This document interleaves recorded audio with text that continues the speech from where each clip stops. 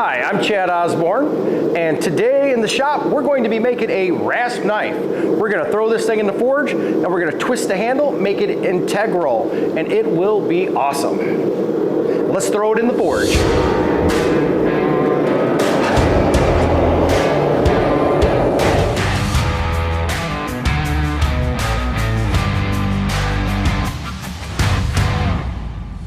All right, looks like it's hot now. We're going to pull it out.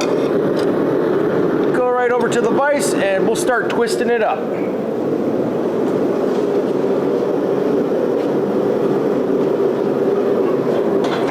We're going to use this fancy tool that I just made.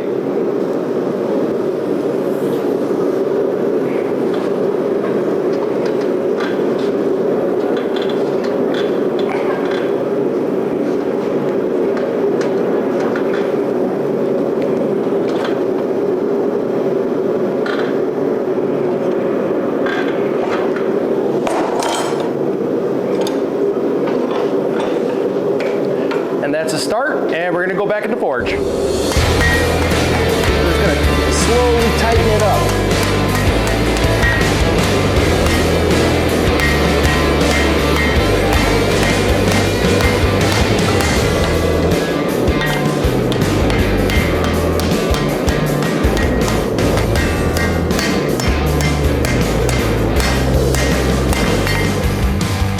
Yeah, once we get the pitch of the handle straight, we're going to make sure it's locked in place. The way we do that is get it hot right here, and we're going to flatten it, and we're going to make sure there's no gap at all right there. All right, we got to hurry up and get over here and smack it before we lose some heat.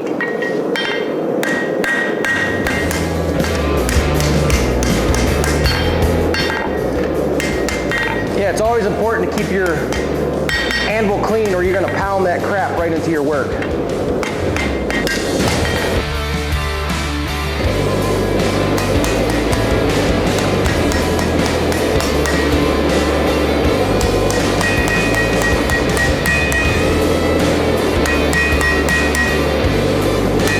A chef knife, that's a long chef knife. I need to take about 2 or 3 inches off. I can't decide if I'm going to do a Santoku tip or do a chef knife.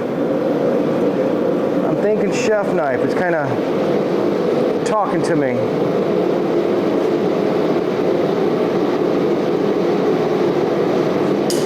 We'll see what the saw decides.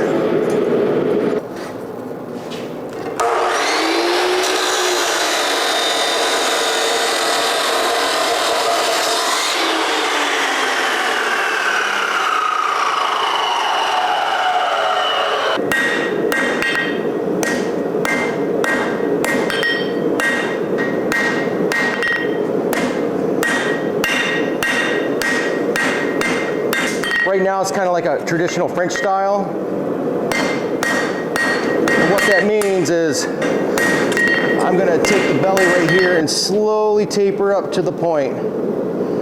That'd be a French style chef knife.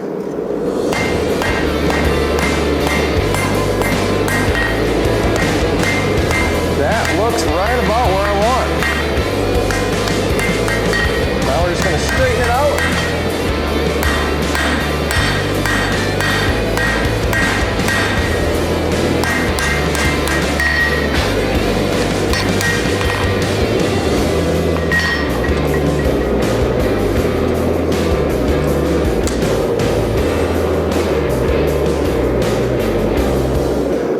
Now we're going to thermocycle it.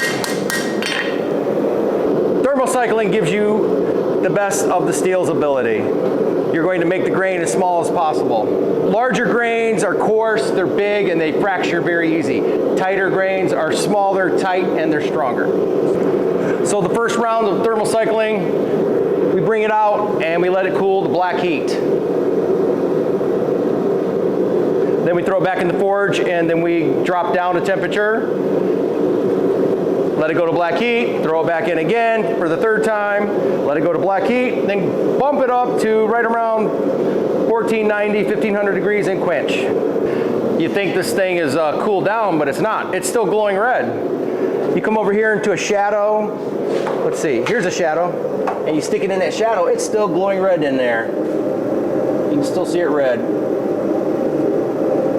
out here in the daylight, it looks like it's cooled off, but it's not. So about 3 more minutes on this first cycle, we're almost ready. All right.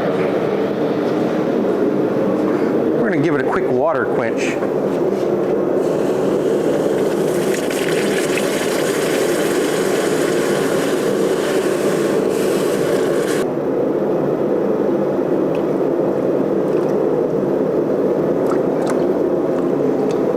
Now it's cold, now I can touch it.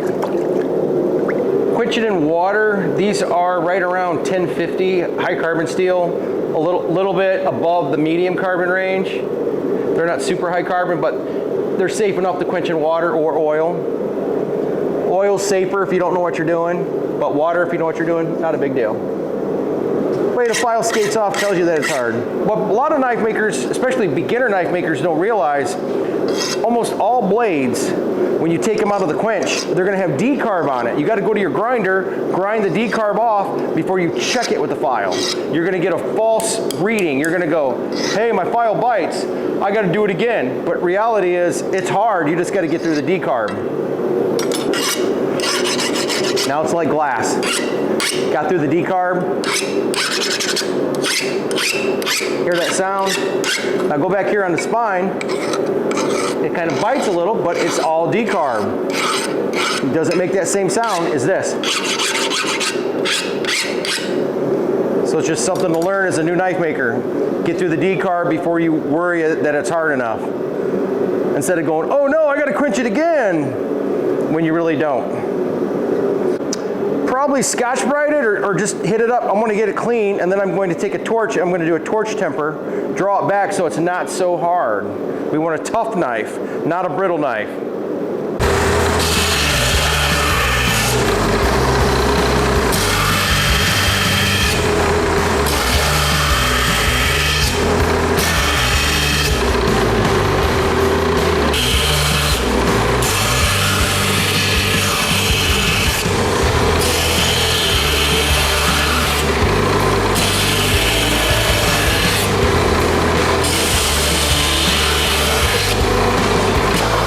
There goes the purple. So all you do is purple the spine, let it run up to the edge.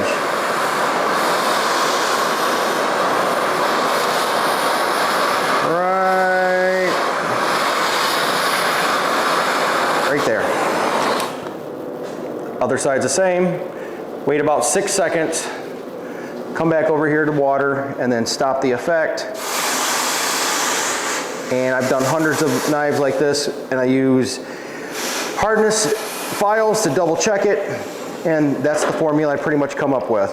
Bladesmiths don't have the money to purchase expensive equipment like that, so you got to learn to do it the old way.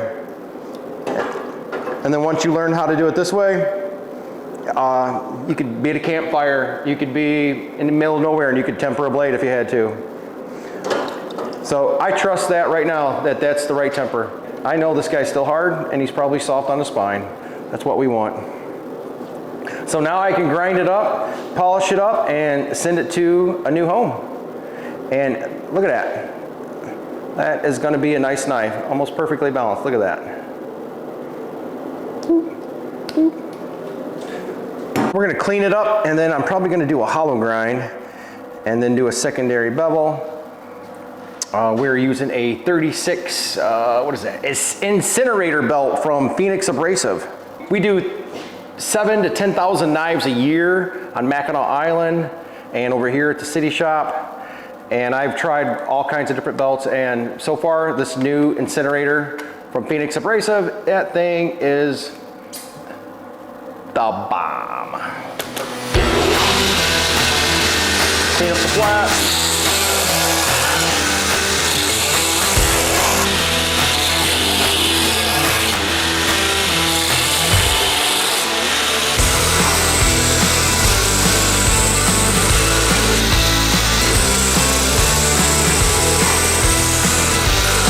We finished both sides up, got the hollow in.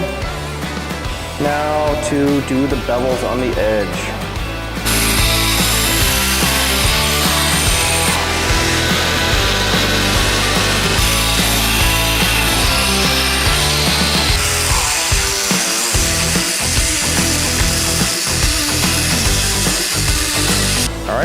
to a Scotch-Brite to clean up all these grooves here. Then we'll go through a 220 and a 400 on the blade, then sharpen it on a 600, and this thing will be ready.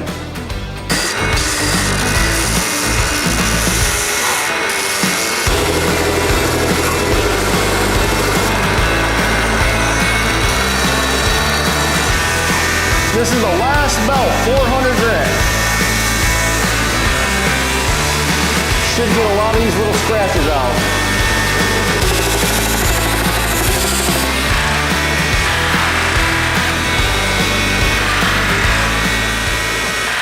Polishing the burrs aligns all the fibers of the steel on the cutting edge. So the fibers of the steel under a microscope are kind of like this. They're all out of place, but when you feel them, they feel kind of sharp. But when you buff it or strop it, you kind of bring them right back in alignment so they're nice in a row, and that gets hair shaving sharp. And then you can go on a micro level and actually take a strand of hair and shave it like a carrot. It'll curl up.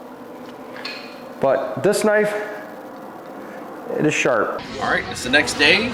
We're doing a sharpness test. We tried it last night, but we ran out of light. So let's see what happens here. It's pretty sharp. If you like what you see, subscribe and push the button.